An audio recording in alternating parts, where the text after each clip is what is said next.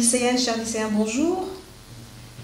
Et voilà qu'on se retrouve pour la deuxième partie du sujet qu'on avait traité la dernière fois. Nous allons aujourd'hui voir comment rédiger un compte-rendu critique. Je vous rappelle que le texte est de la journaliste Béatrice Baudet.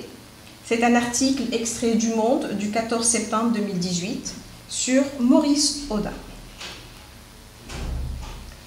La production écrite, justement, je vous rappelle qu'il y avait deux sujets au choix. Le deuxième, c'est pendant la guerre d'Algérie, la torture est devenue une institution, tout était permis pour briser le peuple et les détenus. Rédigez un texte d'une quinzaine de lignes dans lequel vous informez vos camarades du lycée de cette pratique. Ce texte-là, on ne va pas le travailler. Par contre, nous allons voir le sujet 1 qui est « Vous avez lu le texte et vous avez décidé d'informer vos camarades de son contenu à travers le journal du lycée.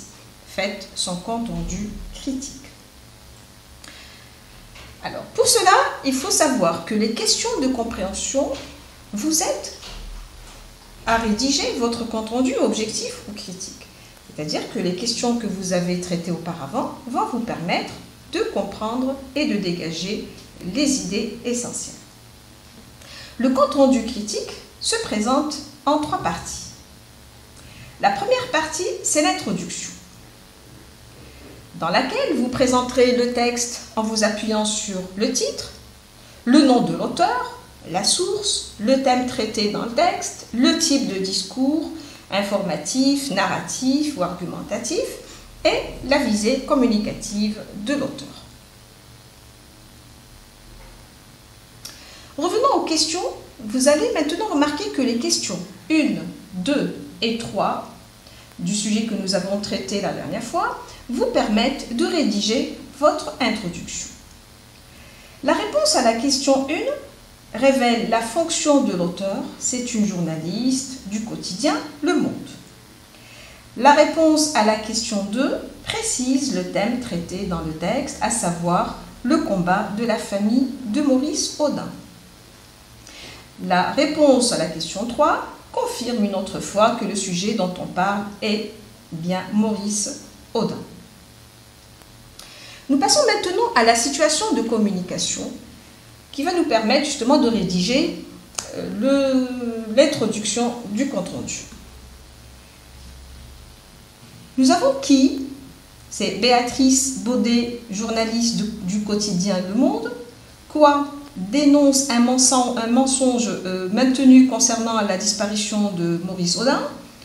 Ou c'est dans le journal français, un quotidien qui s'appelle Le Monde, quand le 14 septembre 2018, comment, dans l'article qui est intitulé Maurice Audin, pourquoi? Pour rendre hommage à la famille de Maurice Audin qui, malgré toutes ces années, continue à se battre pour faire éclater la vérité. Nous avons maintenant un exemple de d'introduction dans un article intitulé Maurice Audin du quotidien Le Monde paru le 14 septembre 2018. Marie-Béatrice Baudet dénonce un mensonge d'État maintenu à nos jours tout en rendant hommage à sa famille qui continue à se battre pour faire éclater la vérité sur l'assassinat, sur son assassinat. On pourrait aussi avoir un autre exemple de d'introduction, c'est-à-dire ceci n'est qu'un exemple, mais on pourrait l'écrire de différentes façons. On pourrait dire Marie-Béatrice Baudet, dans son article qui a pour titre Maurice Audin, publié le 14 septembre 2018 dans le quotidien Le Monde, évoque un mensonge d'État sur l'assassinat de Maurice Audin en rendant hommage à sa famille qui combat pour faire connaître la vérité. Effectivement, vous remarquez que vous avez différentes façons d'exprimer votre introduction. On passe maintenant à la deuxième partie du compte-rendu, qui est le développement. Le développement de votre compte-rendu est le résumé du texte qui reprendra les idées essentielles. Il sera écrit à la troisième personne. Pour introduire les idées de l'auteur, on aura recours aux expressions selon l'auteur, d'après l'auteur, l'auteur précise, l'auteur insiste, etc. Vous remarquerez que les questions 4, 5, 6 et 7 reprennent les idées importantes du texte. Comment?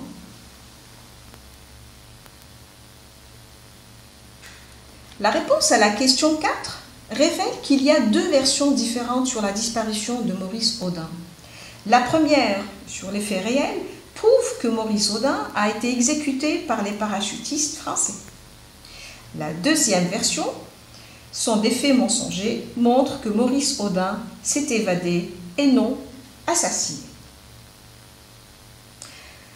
La réponse à la question 5 reprend les idées suivantes.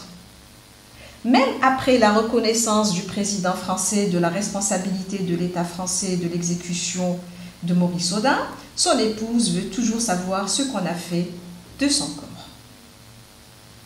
La réponse à la question 6 renforce l'idée mise en relief dans sa question 5, à savoir le malheur de la veuve Audin qui ne sait toujours pas où se trouve la dépouille de son mari.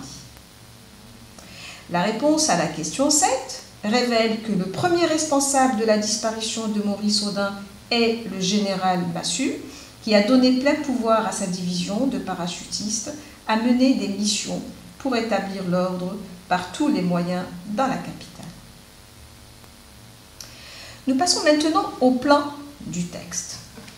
Vous avez une introduction, un développement, une conclusion. Maintenant, on va écrire le résumé.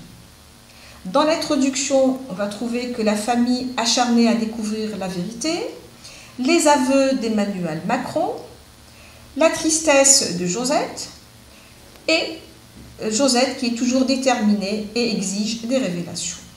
Dans le développement, des preuves de son innocence, nous avons le parcours de Maurice Audin, le mathématicien, le militant dans le Parti communiste algérien, c'est un ami serviable. On parlera aussi de l'enlèvement de Maurice Audin le 11 juin et de la vérité cachée de son exécution à sa famille. Dans la partie conclusion sera la reconnaissance de l'assassinat de Maurice Audin par l'État français. Nous passons maintenant au résumé de notre texte. Elle explique que malgré la reconnaissance du président Emmanuel Macron de l'assassinat de son époux, Josette n'éprouve aucun sentiment d'apaisement ou de joie et continue à exiger des révélations sur les auteurs et les circonstances du crime. L'auteur évoque son acharnement et sa détermination à connaître toute la vérité. La journaliste rappelle que Maurice Audin était un enseignant de mathématiques à l'Université des sciences d'Alger, un anticolonialiste et un militant du PCA. Il n'était ni poseur de bombes, ni impliqué dans les attentats qu'a vécu la ville d'Alger. Mais il prêtait parfois main forte à ses amis en les accueillant chez lui ou en faisant de la propagande. Il est enlevé le soir du 11 juin 1957 à 23 h sous le regard de sa femme par des parachutistes exécutant les ordres du général Massu. Longtemps, l'État français a fait croire à sa famille qu'il s'était évadé de la prison. Ce n'est que le 18 juin 2014 que l'ancien président François Hollande publie un communiqué reconnaissant la mort de Maurice Audin pendant son emprisonnement. Nous passons maintenant à la troisième partie critique. Vous remarquerez que la réponse à la question 9 vous permettra de rédiger votre critique. On passe et on verra tout le compte-rendu en entier de l'introduction, du résumé et de la partie critique. Je lis l'ensemble. Dans un article intitulé « Maurice Audin » du quotidien Le Monde paru le 14 septembre 2018, Marie-Béatrice Baudet dénonce un mensonge d'État maintenu à nos jours, tout en rendant hommage à sa famille qui continue à se battre pour faire éclater la vérité sur sa mort. Elle explique que malgré la reconnaissance du président Emmanuel Macron de l'assassinat de son époux, Josette n'éprouve aucun sentiment d'apaisement ou de joie et continue à exiger des révélations sur les auteurs et les circonstances du crime. L'auteur évoque son acharnement et sa détermination à connaître toute la vérité. La journaliste rappelle que Maurice Audin était un enseignant de mathématiques à l'Université des sciences d'Alger, un anticolonialiste et un militant du PCA, du Parti communiste algérien. Il n'était ni poseur de bombes, ni impliqué dans les attentats qu'a vécu la ville d'Alger, mais il prêtait parfois main forte à ses amis en les accueillant chez lui ou en faisant de la propagande. Il est enlevé le soir du 11 juin 1957 à 23 h sous le regard de sa femme par des parachutistes exécutant les ordres du général Massu.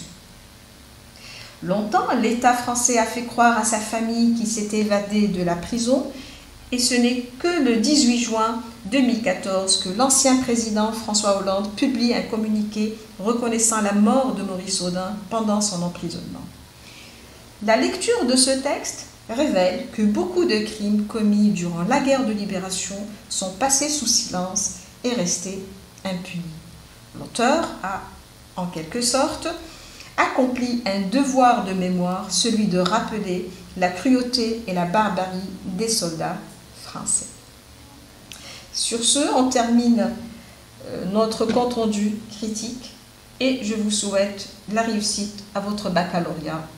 Au revoir.